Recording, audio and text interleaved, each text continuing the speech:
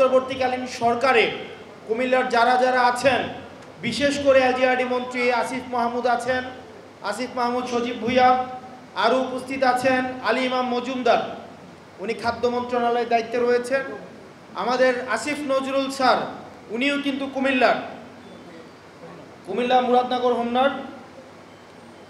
আমাদের মনে হয় আমরা যে আন্দোলন, রাস্তার মধ্যে আন্দোলন আমাদের অব্যাহত রাখতে হবে, এই সেমিনার সিম্পোজিয়াম অব্যাহত রাখতে হবে।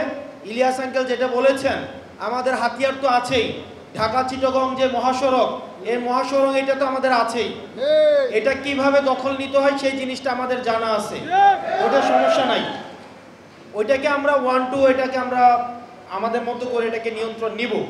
কিন্তু একই সাথে আমার একটা প্রস্তাবনা হচ্ছে, আমাদের বিভিন্ন যারা মানুষ আছে, বিশেষ করে আমাদের আজকে উপস্থিত নাই, জামাতের একজন সম্মানিত ব্যক্তি রয়েছেন তাহের ভাইকে নিয়ে, ডক্টর খন্দকার মোশাররফ হোসেন স্যারকে নিয়ে, এবং অন্তর্বর্তীকালীন সরকারে যারা আছেন তাদেরকে নিয়ে আমরা যদি একটা কমিটি করে দিয়ে, এই কমিটি যদি আমাদের প্রধান উপদেষ্টার কাছে যান, আমরা বিশ্বাস করি এই অন্তর্বর্তীকালীন সরকারের সময়ই আমরা কুমিল্লা নামের বিভাগ আমরা বাস্তবায়ন করতে পারব।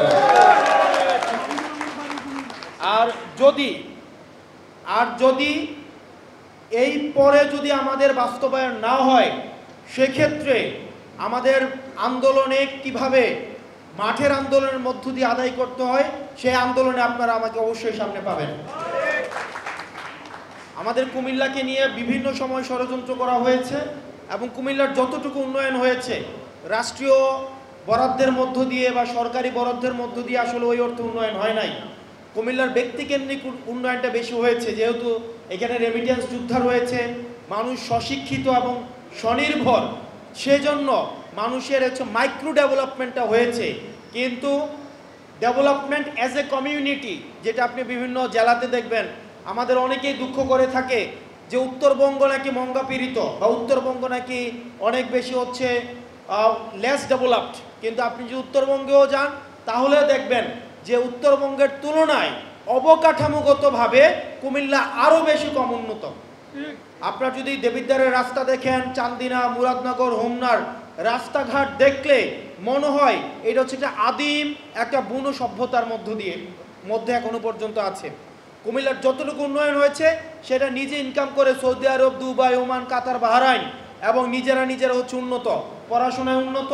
সেই জায়গা থেকে কুমিল্লা সবসময় একটা ব্রাত্য জনপদ হিসাবেই গড়ে উঠেছে।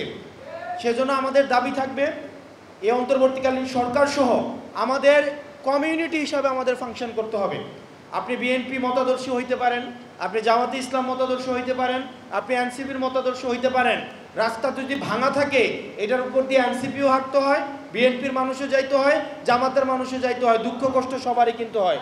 সেজন্য আমাদের এই যে সেন্স অফ উইনেস, কুমিল্লার এই ফিলিংসটা যেন আমাদের মধ্যে থাকে, এবং কমিউনিটি হিসেবে যেন আমরা কুমিল্লা ফাংশন করতে পারি।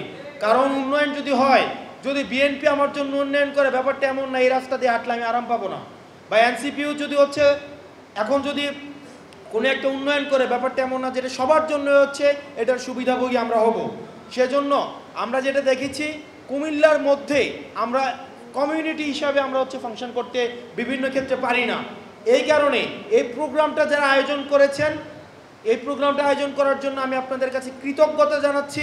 আপনারা এই ধরনের প্রোগ্রামের মধ্য দিয়ে আমাদের এই যেন কানেক্টিভিটিটা বেশি স্ট্রং হয়, এদিকে যেন আমরা একটু মনোযোগী থাকি। আমাদের ক্ষুদ্র ব্যক্তি এবং দলীয় স্বার্থের ঊর্ধ্বে উঠে কুমিল্লার স্বার্থে যেন সবাই আমরা একসাথে থাকতে পারি।